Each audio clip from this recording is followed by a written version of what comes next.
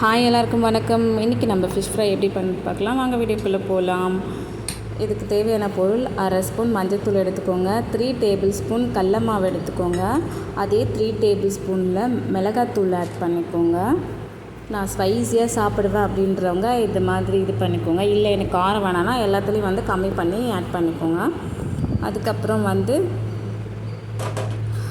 அதுக்கப்புறம் அரைச்சி வச்சுருக்க இஞ்சி பூண்டு பேஸ்ட்டு 1.5 ஸ்பூன் ஆட் பண்ணிக்கோங்க. நான் ஒரு கையில் வீடியோ எடுத்துகிட்ருக்கேன், ஆனால் டக்குன்னு இது பண்ண முடியல. அதுக்கப்புறம் தண்ணி கொஞ்சம் சேர்த்துக்கோங்க. தண்ணி கொஞ்சம் சேர்த்துட்டு 2 டேபிள் ஸ்பூன் ஆயில் ஆட் பண்ணிக்கோங்க. ஆயில் நம்ம ஏன் ஆட் பண்ணுறோன்னா, மசாலா ஒன்றோட ஒன்று கலைஞ்சி வராமல் இருக்கும். சில இதிலலாம் ஃபிஷ் மேலெலாம் மசாலா ஒட்டாமல் இருக்கும். இப்போ நான் சொல்கிற மாதிரி நீங்கள் பண்ணிங்கன்னா, நீங்கள் ஃப்ரை பண்ணும் போது மசாலா ஒன்றோட ஒன்று பிரிஞ்சு வராது. ஃபிஷ் மேலே அப்படியே கோட்டிங் போட்ட மாதிரி ரொம்ப நல்லாயிருக்கும் சாப்பிட்றதுக்கு. அந்த மசாலாவும் ஃபிஷ் ஃப்ரையும் சாப்பிட்றதுக்கே ரொம்ப டேஸ்ட்டாக இருக்கும்.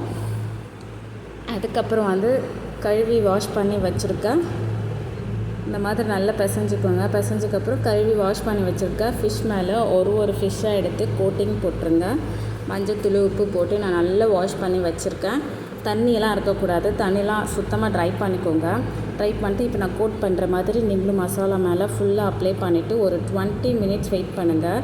அது கூடவே லெமன் ஆட் பண்ணிக்கோங்க. ஒரு ½ லெமன் அதில் அப்படியே மிக்ஸ் பண்ணி விட்டுக்கோங்க. ஒரு 20 மினிட்ஸ் வெயிட் பண்ணுங்கள்.